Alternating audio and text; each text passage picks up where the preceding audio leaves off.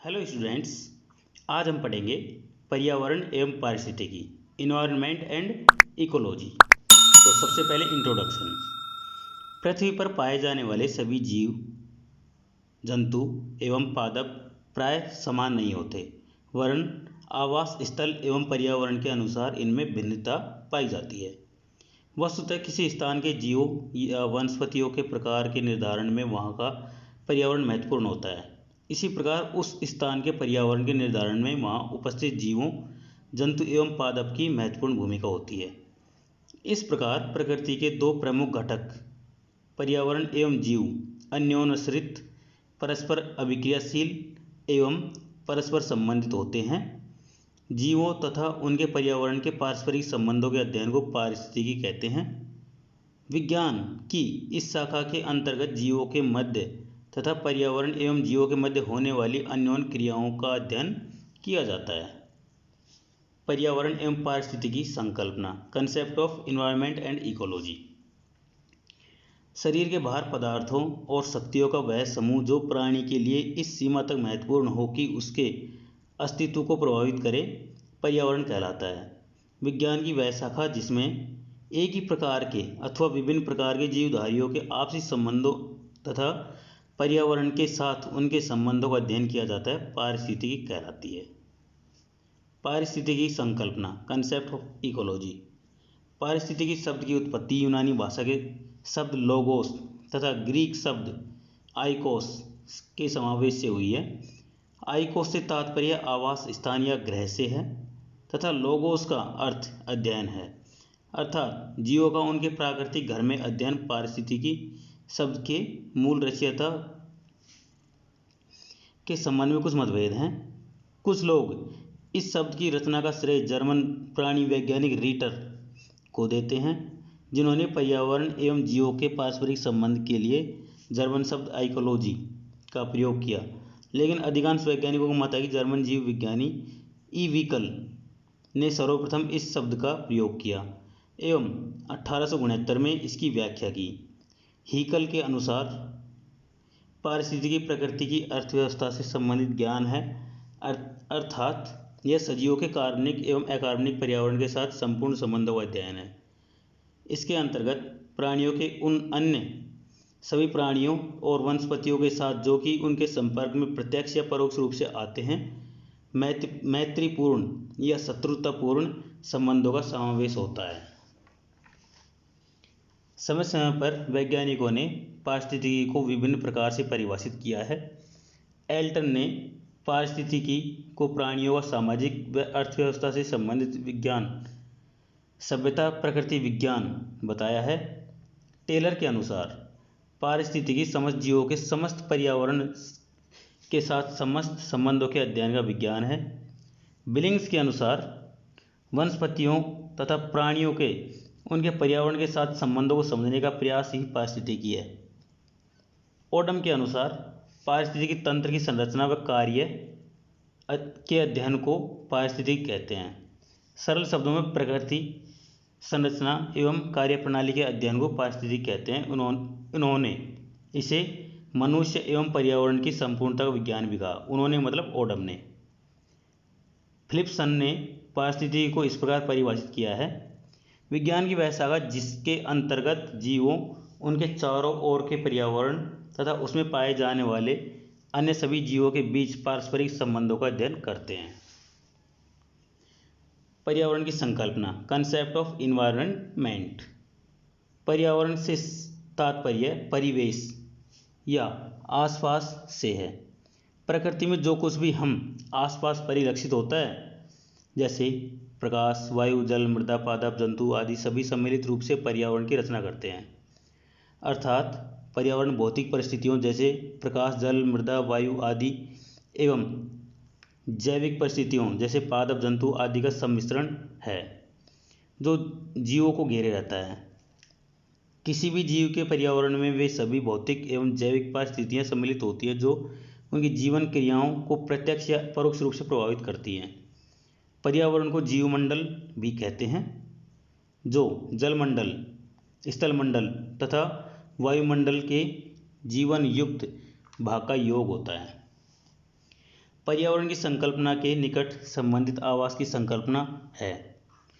आवास से अभिप्राय उस विशेष स्थान अथवा स्थिति से है जिसमें जीव रहता है, अर्थात जीव द्वारा विशेष पसंद किया जाने वाला पर्यावरण ही आवास कहलाता है।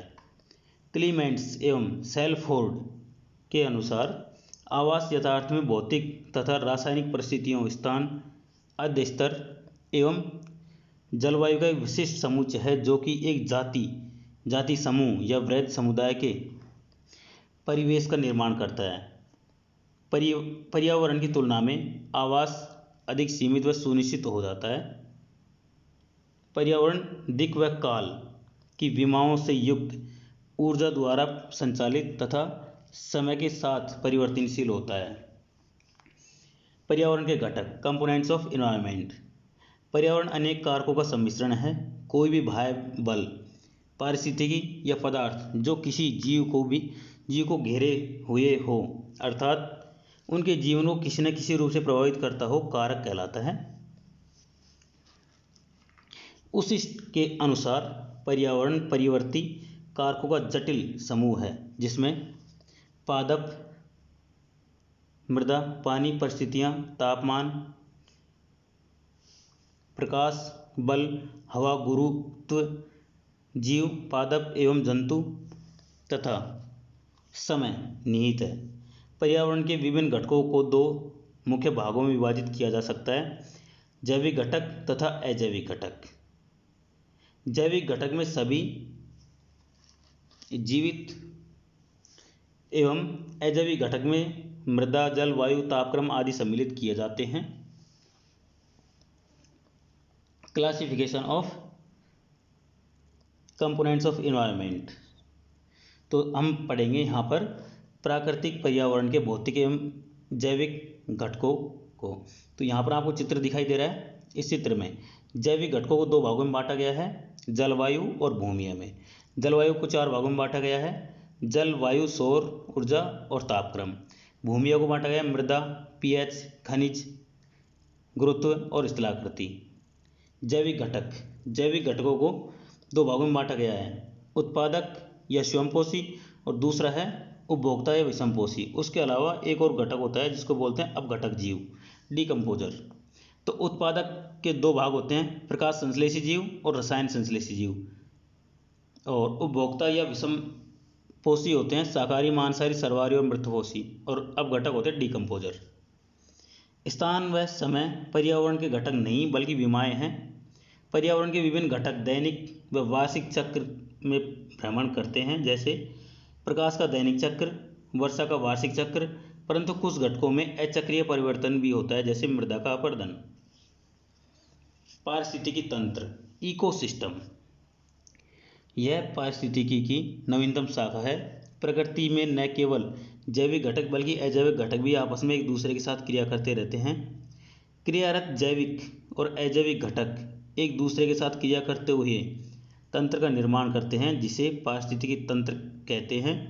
यहाँ अध्ययन की इकाई संपूर्ण तंत्र है, जिसके अंतर्गत प्रत्येक तंत्र के जैविक तथा अजैविक अवयवों एवं उनके पारस्परिक क्रियाओं का अध्ययन किया जाता है। तो पारिस्थितिक तंत्र की मुख्य शाखाएं हैं। यहाँ पर मुख्य शाखाएं 3 हैं। तो उनका वर्गीकरण किस आधार पर किया गया है? देखो, वर्गीकरण संबंध के आधार पर, दूसरा आवास के आधार पर और तीसरा संगठन के आधार पर। तो सबसे पहले हम देखते हैं संबंध के आधार पर। तो संबंध के आधार पर दो प्रकार का है, पादप पारिस्थितिकी और जंतु पारिस्थितिकी। आवास के आधार पर आवास स्थल पारिस्थितिकी और संगठन के आधार पर इसको दो भागों में बांटा गया है, जैसे एक जाति की समष्टियों का अध्ययन और दूसरा समष्टियों के समूह का अध्ययन। ठीक है। और अब बात करें यहाँ पर एक समष्टियों के समूह के अध्ययन को, तो ये दो प्रकार के होते हैं, स्वपारिस्थितिकी और समपारिस्थितिकी। तो यहाँ पर देखो, स्वपारिस्थितिकी होते हैं समष्टि पारिस्थितिकी, समुदाय पारिस्थितिकी, बायोम पारिस्थितिकी और पारिस्थितिक तंत्र पारिस्थितिकी। ठीक है, आपको चित्र में दिखाई दे रहा होगा। तो अब हम एक एक करके इनको बारे में जान लेते हैं। पारिस्थितिकी तंत्र के गुण, characteristics of an ecosystem. Smith 1966 के अनुसार पारिस्थितिकी तंत्र के निम्न गुण होते हैं। क्या क्या गुण होते हैं एक एक करके जानते हैं। पहला, यह पारिस्थितिकी की एक दीर्घ संरचनात्मक एवं कार्यात्मक इकाई है। दूसरा, पारिस्थितिकी तंत्र की संरचना जातीय भिन्नता से संबंधित है। जटिल पारिस्थितिकी तंत्र में उच्च जातीय भिन्नता पाई जाती है एवं कम जटिल पारिस्थितिकी में निम्न जातीय भिन्नता पाई जाती है। तीसरा, पारिस्थितिकी तंत्र का कार्य इसमें तथा इसके द्वारा ऊर्जा के प्रवाह एवं पदार्थों के संचरण परिसंचरण से संबंधित है। चौथा, पारिस्थितिकी तंत्र को बनाए रखने के लिए ऊर्जा की आवश्यक आपेक्षिक मात्रा इसकी संरचना पर निर्भर करती है। अधिक जटिल संरचना वाले पारिस्थितिकी तंत्र को स्वयं बनाए रखने के लिए कम ऊर्जा की आवश्यकता होती है। पांचवा, पारिस्थितिकी तंत्र कम जटिल से अधिक जटिल अवस्था की ओर वृद्धि करते हुए परिपक्व होता है। प्रत्येक अनुक्रमण की प्रारंभिक अवस्थाओं में स्थैतिक ऊर्जा मतलब पोटेंशियल एनर्जी अधिक होती है तथा प्रति इकाई जैव भार तुलनात्मक रूप से अधिक ऊर्जा का प्रवाह होता है। चरम अवस्थाओं में ऊर्जा संग्रहण कम होता है तथा उसका प्रवाह अधिक विविध घटकों के द्वारा होता है। छठा, किसी भी दिए गए पारिस्थितिकी तंत्र में वातावरण एवं ऊर्जा स्थिरीकरण दोनों ही सीमित होते हैं तथा बिना किसी गंभीर अनचाहे प्रभावों के इनको बढ़ाया नहीं जा सकता। सातवां, वातावरण में बदलाव जनसंख्या पर चयन दबाव को दर्शाता है। बदलते वातावरण में जीवित रहने के लिए जीव को स्वयं द्वारा समायोजन कर लेना चाहिए, अन्यथा वह लुप्त हो जाएगा। आठवां, पारिस्थितिकी तंत्र स्व अनुरक्षण एवं स्वनियमन में सक्षम है।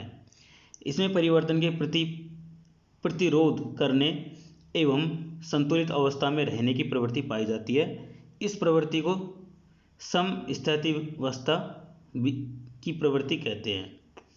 इस प्रकार पारिस्थितिकी तंत्र पारिस्थितिकी की एक आधारभूत कार्यात्मक इकाई है जिसकी परिसीमाएं असीमित होती हैं तथा जिसमें जैविक एवं अजैविक घटक परस्पर क्रिया करते हुए पाए जाते हैं।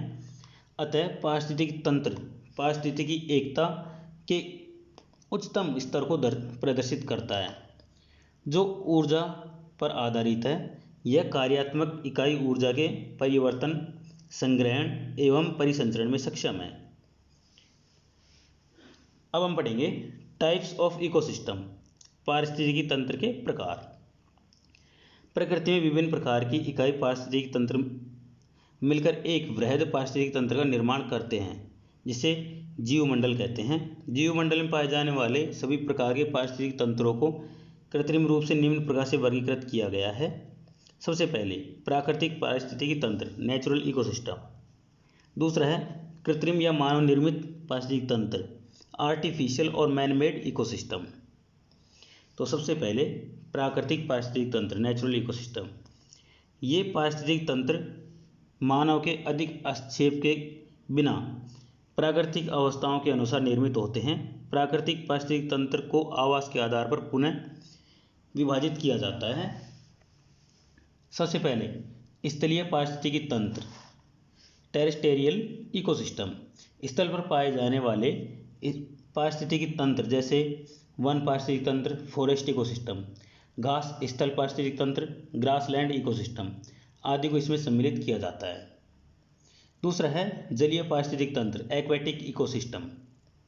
तालाब, कुंड, समुद्र एवं ज्वारनादमुख के पारिस्थितिकी तंत्र को इसमें शामिल किया जाता है। जल के प्रकार के आधार पर जलीय पारिस्थितिकी तंत्र को दो भागों में विभाजित किया गया है। पहला अलवणीय जल पारिस्थितिकी तंत्र फ्रेश वाटर इकोसिस्टम। अलवणीय जल दो अवस्थाओं में पाया जाता है। पहला सरित जलीय आवास जिसको हम लोटिक बोलते हैं या फिर नदियों में बहने वाला जल, यदि जल बहती हुई अवस्था में हो जैसे झरना, नदी, नाला आदि। और दूसरा स्थिर जलीय आवास जिसे हम लैंटिक बोलते हैं, यदि जल एक स्थान पर रुका हुआ या स्थिर हो उसे झील, तालाब, कुंड आदि। दूसरा है लवणीय जल पारिस्थितिकी तंत्र मरीन इकोसिस्टम। इन पारिस्थितिकीय तंत्रों में जल लवणीय होता है जैसे समुद्र या ज्वारनदमुख आदि। दूसरा कृत्रिम या मानव निर्मित पारिस्थितिकी तंत्र आर्टिफिशियल और मैनमेड इकोसिस्टम। ये पारिस्थितिकी तंत्र मानव द्वारा निर्मित एवं नियंत्रित होते हैं जहाँ ऊर्जा के योग एवं आयोजित परिचालन से इनका प्राकृतिक संतुलन लगातार बिगड़ता रहता है, जैसे फसल के खेत, उद्यान आदि। पारिस्थितिक तंत्र की संरचना, स्ट्रक्चर ऑफ एन इकोसिस्टम। किसी भी पारिस्थितिक तंत्र के दो प्रमुख पहलू संरचना एवं कार्य होते हैं। पारिस्थितिक तंत्र की संरचना से तात्पर्य उसके जैविक समुदाय का गठन, जैसे इसमें पाई जाने वाली विभिन्न पादप तथा जंतु जातियाँ, उनकी संख्या, वितरण, जीव भार आदि। दूसरा, अजैविक पदार्थों की मात्रा एवं वितरण जैसे पोषक पदार्थ, जल, तथा तीसरा इसमें जलवायु संबंधी कारक जैसे तापक्रम, आर्द्रता, प्रकाश आदि के प्रसार से है। पारिस्थितिक तंत्र के कार्य के तात्पर्य उसके जैविक तथा अजैविक घटकों को अन्योन्याश्रित ऊर्जा प्रवाह व पोषक पदार्थों के परिसंचरण से है। किसी भी पारिस्थितिक तंत्र में चाहे वह स्थलीय, जलीय या कृत्रिम प्रकार का हो, उसमें निम्न दो घटक होते हैं। तो सबसे पहले जैविक घटक बायोटिक कंपोनेंट्स और दूसरा है अजैविक घटक एबायोटिक कंपोनेंट्स। यदि पारिस्थितिक तंत्र के जैविक व अजैविक घटक अपृथक्करणीय होते हैं, परंतु सुविधा की दृष्टि से पारिस्थितिक तंत्र के उपरोक्त दोनों घटकों का पृथक पृथक अध्ययन करते हैं। तो सबसे पहले जैविक घटक बायोटिक कंपोनेंट्स। इस घटक में सभी जीवधारियों को सम्मिलित किया जाता है। पारिस्थितिक तंत्र में जंतुओं एवं पौधों के समुदाय साथ साथ रहते हैं। ये समुदाय परस्पर किसी न किसी प्रकार से संबंधित रहते हैं। लिंडमैन ने 1942 में इनके संबंध में पोषण गति धारणा व्यक्त की थी, जिसके अनुसार विभिन्न प्रकार के जीवों के परस्पर संबंधों का आधार भोजन ही है। वास्तव में जैविक घटक किसी भी पारिस्थितिक तंत्र की दो संरचना को दर्शाते हैं, जहाँ पर जीवों को उनके पोषण संबंधों के आधार पर विभाजित कर सकते हैं। अतः पोषण की दृष्टि से जैविक घटकों को दो प्रमुख भागों में विभक्त किया जा सकता है। सबसे पहले स्वपोषी या उत्पादक, जिसको हम ऑटोट्रॉफ्स और प्रोड्यूसर्स बोलते हैं। दूसरा है विषमपोषित या उपभोक्ता, जिसको हम हेटेरोट्रॉफ्स या कंज्यूमर्स बोलते हैं। तो सबसे पहले स्वपोषी या उत्पादक, ऑटोट्रॉफ्स और प्रोड्यूसर्स। पारिस्थितिक तंत्र के वे सभी सजीव सदस्य जो प्रकाश संश्लेषण अथवा जीवाणु प्रकाश संश्लेषण व रसायन संश्लेषण क्रिया द्वारा अपने पोषण हेतु स्वयं कार्बनिक भोजन का निर्माण करने में सक्षम होते हैं, स्वपोषी या ऑटोट्रॉफ कहलाते हैं। भोजन निर्माण की यह क्षमता क्लोरोफिल युक्त हरे पौधों, प्रकाश संश्लेषी व रसायन संश्लेषी जीवाणुओं में होती है। स्वपोषी सदस्यों का उत्पादक भी कहते हैं, क्योंकि ये सूर्य के प्रकाश की ऊर्जा को रासायनिक स्थितिज ऊर्जा में परिवर्तित कर कार्बनिक पदार्थों के रूप में संचेत करते हैं। ये पदार्थ विषमपोषी प्रकार के जीवों हेतु प्रत्यक्ष या अप्रत्यक्ष रूप से भोजन के रूप में काम में आते हैं। वास्तविक रूप से समस्त हरे पौधे कार्बोहाइड्रेट्स का निर्माण करते हैं, न कि ऊर्जा का। ये तो मात्र ऊर्जा को एक रूप से दूसरे रूप में परिवर्तित करते हैं। अतः ईजे कोरोमंडी ने इन्हें उत्पादक के स्थान पर परिवर्तक की उपमा दी है। दूसरा, विषमपोषी या उपभोक्ता, हेटेरोट्रॉफ्स और कंज्यूमर्स। पारिस्थितिक तंत्र के वे सजीव जिसमें स्वयं कार्बनिक भोजन के उत्पादन की क्षमता नहीं होती तथा प्रत्यक्ष या अप्रत्यक्ष रूप से उत्पादकों द्वारा निर्मित भोजन पर निर्भर रहते हैं, विषमपोषी या उपभोक्ता कहलाते हैं। ये अपने पोषण के लिए उत्पादकों द्वारा संश्लेषित भोजन का उपयोग करते हैं। उपभोक्ता जीवों को पुनः दो श्रेणियों में विभक्त किया गया है। तो सबसे पहले वृहद या गुरु उपभोक्ता, मैक्रो कंज्यूमर्स। वे जीव जो कार्बनिक भोजन ग्रहण कर शरीर के भीतर उसका पाचन करते हैं तथा इसे सरल कार्बनिक पदार्थों में बदलते हैं, वृहद उपभोक्ता या भक्षपोषी जीव भक्षी कहलाते हैं। जीवित पौधे एवं जंतु इनका भोजन होते हैं। ये शाकाहारी पादप खाने वाले हर्बीवर्स, मांसाहारी कार्निवर्स या सर्वाहारी ओमनिवर्स हो सकते हैं। सेकंड है लघु या सूक्ष्म उपभोक्ता या अपघटक जीव, माइक्रो कंज्यूमर्स या डिकम्पोजर्स। इस श्रेणी के जीव विभिन्न प्रकार के कार्बनिक पदार्थों को उनके निर्माणकारी अवयवों में विघटित कर देते हैं। ये जीव उत्पादकों तथा विभिन्न श्रेणियों के उपभोक्ताओं के मृत शरीर पर पाचन विकारों का श्रवण कर उनके जटिल कार्बनिक पदार्थों को सरल कार्बनिक या अकार्बनिक पदार्थों में परिवर्तित करते हैं। सरल कार्बनिक पदार्थों को ये भोजन के रूप में अवशोषित करते हैं। नेक्स्ट टॉपिक है हमारा पारिस्थितिक तंत्र में प्रवाह, ऊर्जा का प्रवाह, एनर्जी फ्लो इन इकोसिस्टम। किसी भी कार्य को करने के लिए ऊर्जा की आवश्यकता होती है। पर्यावरण में हमें पेड़ पौधों से सभी प्रकार के प्राकृतिक अवयव जैसे पानी, लवण और कार्बन डाइऑक्साइड व स्टार्च प्राप्त होते हैं। सूर्य की ऊष्मा से प्राप्त होने वाली ऊर्जा को संश्लेषण की प्रक्रिया से प्राप्त कर पौधे अपना भरण पोषण करते हैं। अर्थात सूर्य की ऊष्मा पौधों में प्रवेश करती है तथा पौधे के विभिन्न भागों में जाती है। इस प्रकार की प्रक्रिया प्रकाश संश्लेषण या फोटोसिंथेसिस कहलाती है। तो इसमें एक अभिक्रिया होती है प्रकाश संश्लेषण के दौरान। तो वो अभिक्रिया इस प्रकार से है, 6CO2 प्लस 12H2O। ये मॉलिक्यूल मिलकर प्रकाश की उपस्थिति में क्लोरोफिल में एक रिएक्शन होती है। तो यहाँ पर बनता है C6H12O6 मतलब ग्लूकोज, प्लस 6O2 मतलब 6 अणु बनते हैं ऑक्सीजन के और 6 अणु ही बनते हैं जल के। ठीक है। जब किसी भी पारिस्थितिक अवस्था में ऊष्मा का संचरण ऊर्जा के रूप में एक ही दिशा में होता है तथा यह चक्रीय प्रक्रम न हो तो सभी स्तरों पर ऊष्मा गतिकी के नियमों का पालन होती है, जो कि इस तरह से है। तो पहला नियम क्या है, ऊर्जा संरक्षण के नियम अनुसार ऊर्जा को न तो नष्ट किया जा सकता और न ही ऊर्जा को उत्पन्न किया जा सकता है। यह केवल ऊर्जा रूपांतरण की पालना करते हैं। दूसरा, ऊर्जा का स्थानांतरण हमेशा गर्म से ठंडे की ओर होता है। अर्थात ऊर्जा स्थानांतरण में ऊर्जा का ह्रास सांद्र से तनुता की ओर होता है। अतः ऊर्जा का लगातार सूक्ष्म स्तर पर उपभोक्ता द्वारा व उत्पादक की तुलना में परिवर्तन होता है, जो कि एक पारिस्थितिकी में विद्यमान हो। किसी भी पोषण स्तर में जो ऊर्जा ऊष्मा के रूप में व्यक्त हो जाती है वह पुनः जीवों के लिए उपलब्ध नहीं हो सकती, जबकि खनिज पदार्थ बार बार जीवों को उपलब्ध होते रहते हैं। नेक्स्ट हमारा टॉपिक है जैव रासायनिक चक्र, बायोकेमिकल साइकिल्स। जैविक क्रियाओं के लिए पौधों को कार्बन, हाइड्रोजन, ऑक्सीजन के अतिरिक्त nitrogen, phosphorus, sulphur, potassium, calcium, magnesium तथा आयरन की आवश्यकता होती है। ये सभी तत्व विभिन्न मात्रा में वायुमंडल, जलमंडल, स्थलमंडल पर होते हैं। सभी सजीव इन तत्वों को उक्त मंडलों से ग्रहण करते हैं तथा एक समय पश्चात यह तत्व पुनः प्रकृति में पहुंच जाते हैं। इस प्रकार का चक्रीय स्थानांतरण, जो कि सजीव व निर्जीवों के मध्य सभी तत्वों का पोषण का रूप होता है, जैव रासायनिक चक्र कहलाता है। इन सभी अवयवों को किसी जैव, पृथ्वी अथवा चक्र के आधार पर कई भागों में बांटा जा सकता है। तो सबसे पहले हम पढ़ेंगे जल चक्र, हाइड्रोलॉजिकल साइकिल। इस प्रक्रिया में जल का परिसंचरण होता है। दूसरा है गैसीय चक्र, गैसियस साइकिल। इसमें गैसीय तत्वों जैसे कार्बन, हाइड्रोजन, ऑक्सीजन, नाइट्रोजन आदि का चक्रण होता है, जिसका मुख्य स्रोत वायुमंडल है। तीसरा अवसादी चक्र, मिनरल साइकिल। इसमें खनिज तत्वों जैसे कैल्शियम, सल्फर, पोटेशियम, मैग्नीशियम आदि का चक्रण होता है। इन तत्वों का पौधे घुलित अवस्था में अवशोषण करते हैं। इसका मुख्य स्रोत मृदा है, मतलब मिट्टी से निकलते हैं ये।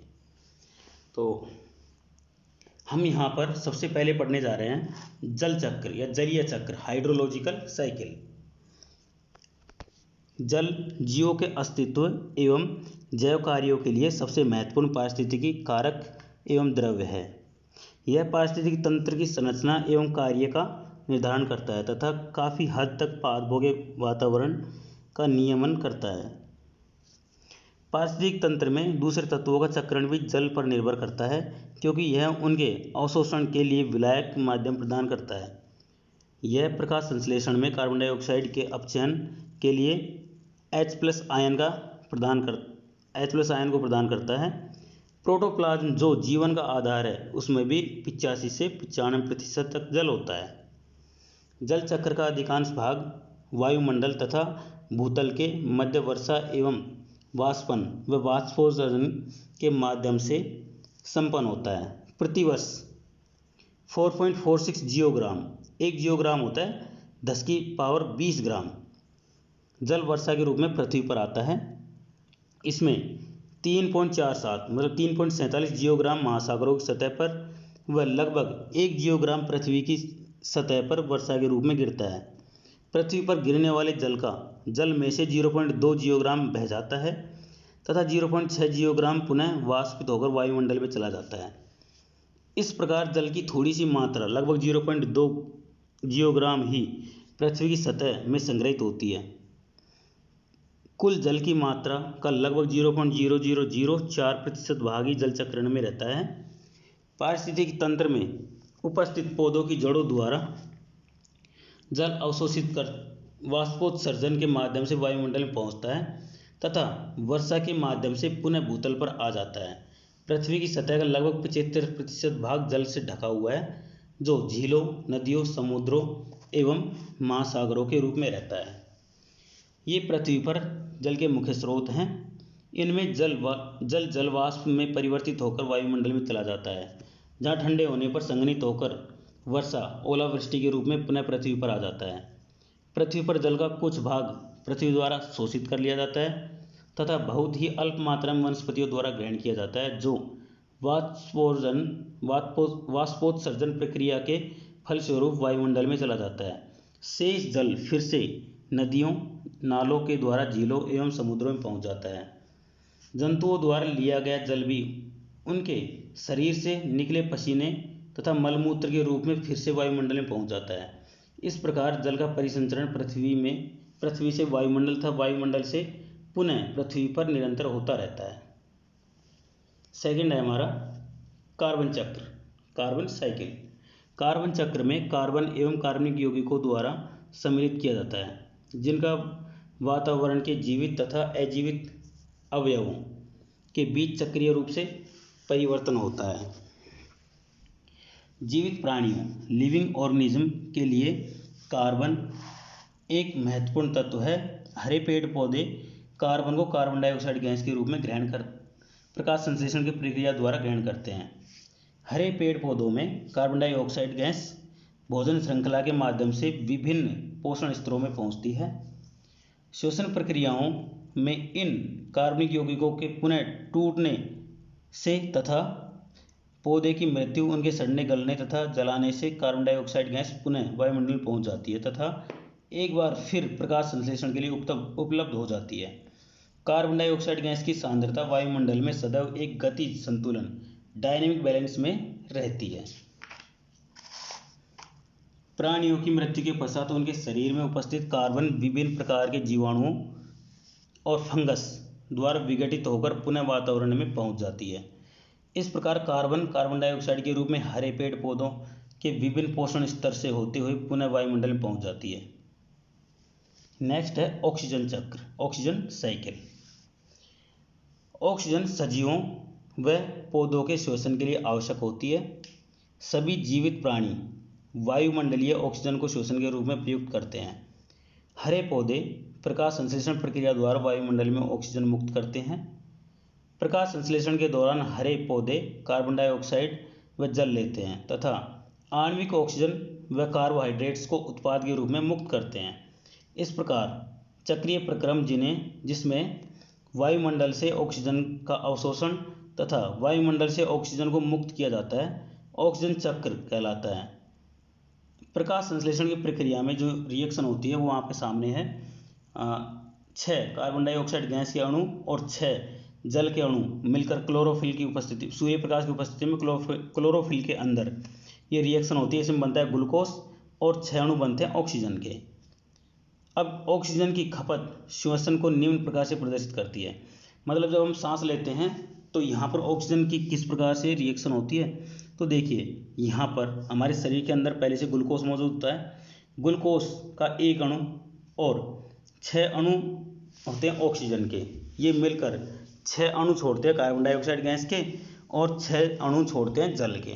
ठीक है, तो ये रिएक्शन होती है ऑक्सीजन चक्र के दौरान। नेक्स्ट टॉपिक है हमारा पारिस्थितिक तंत्र में सामुदायिक संबंध, community relationship in an ecosystem. एक प्रजाति समजातीय जीव अपने आप में पूर्णतः जीवित नहीं रह सकता, क्योंकि सजीव पौधों में एक जीवन चक्र एक दूसरे पर निर्भरता से पूर्ण होता है। इन परिस्थितियों में एक जाति की अन्य प्रजाति के साथ एक दूसरे पर निर्भरता तथा पारस्परिक आदान प्रदान, जो कि वातावरण की अनुकूलता पर भी निर्भर करता है, होना आवश्यक होता है। किसी तालाब या कुंड के किनारे पर पाई जाने वाली जैविक सामुदायिकता जंगल में लगे पेड़ पौधे व जानवरों की जैविक सामुदायिकता से भिन्न होगी। सामान्यतः सामुदायिक परिस्थितियों को दो भागों में बांटा जाता है। सबसे पहले प्रमुख सामुदायिकता मेजर कम्युनिटी, और दूसरा है अल्प सामुदायिकता, इसको हम माइनर कम्युनिटी बोलते हैं। तो सबसे पहले पढ़ते हैं प्रमुख सामुदायिकता मेजर कम्युनिटी।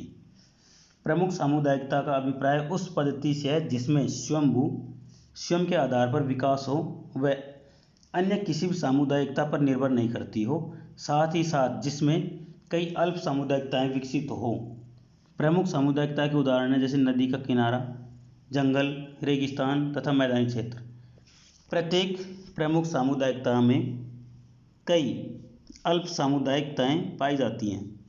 दूसरा है अल्प सामुदायिकता माइनर कम्युनिटी। अल्प सामुदायिकता से अभिप्राय है कि जो स्वयंभू नहीं होती तथा वह अन्य सामुदायिकताओं पर निर्भर करती है।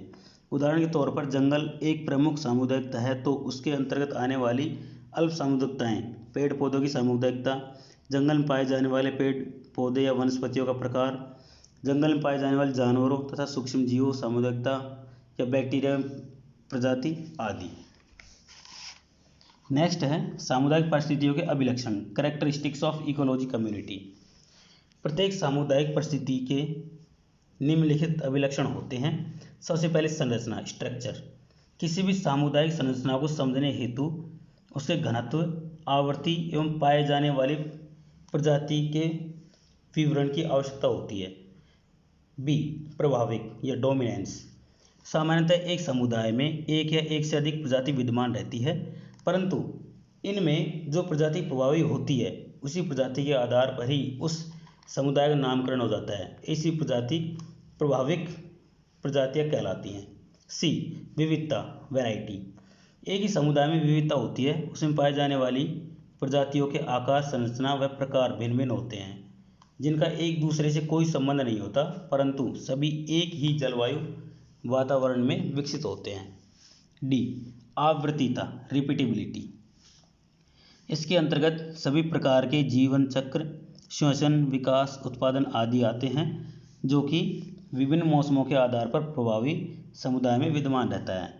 अतः जीवन चक्र की महत्वपूर्ण घटनाओं का एक निश्चित समयांतराल में प्रतिवर्ष होने वाली प्रक्रियाओं जो कि प्राकृतिक रूप से सम्मिलित होती हैं, आवृत्तियाँ कहलाती हैं। नेक्स्ट है स्ट्रेटिफिकेशन। प्राकृतिक वन सामुदायिकता कई परतों, विभागों या संभागों में बटी होती है। जैसे पेड़ पौधे कैसे होते हैं, लंबे पेड़, छोटे पेड़, औषधि पौधे या जहरीले पौधे। इसी प्रकार एक सामुदायिकता ही स्ट्रेटिफिकेशन कहलाती है। नेक्स्ट है इकोटोन व सामयिक प्रभाव या इकोटोन एंड आइसोट्रोपिक इफेक्ट। जो खंड दो विभिन्न प्रकार के खेती खाद्य के समुदायों को अलग करता है वह इकोटोन कहलाता है, जिसे सरलता से पहचाना जा सकता है। सामान्यतः इकोटोन में उस प्रजाति की बड़ी प्रजाति जिसके आसपास के समुदाय में नहीं पाई जाती है। एक ही संपर्क बिंदु पर जहाँ पर प्रजातियों के कई प्रकार व पौधे की सघनता बढ़ती है, उस संबंधित भाग को सामयिक प्रभाव कहते हैं, जो कि अनुकूलित वातावरण की बड़ी परास को दर्शाता है।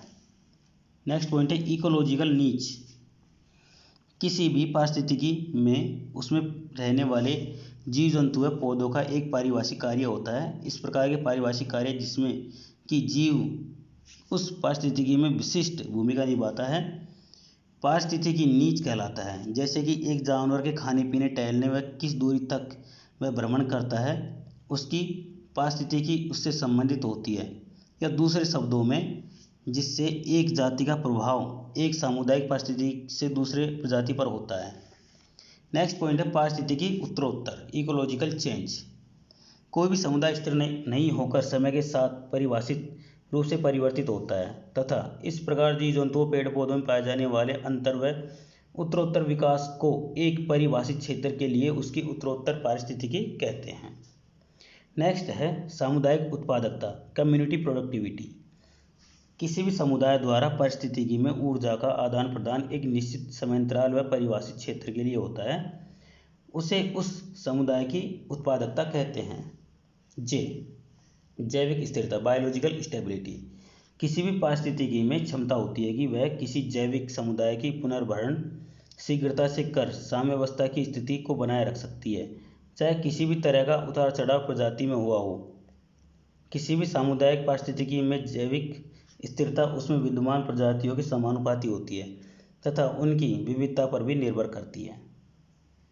तो ये हमारा आज का चैप्टर था पर्यावरण एवं पारिस्थितिकी। कैसा लगा कमेंट करके ज़रूर बताएं। वीडियो को लाइक करें, अपने दोस्तों के साथ शेयर करें और प्लीज़ चैनल को सब्सक्राइब जरूर कर लें। मिलेंगे सेकंड चैप्टर के साथ में। Thank you.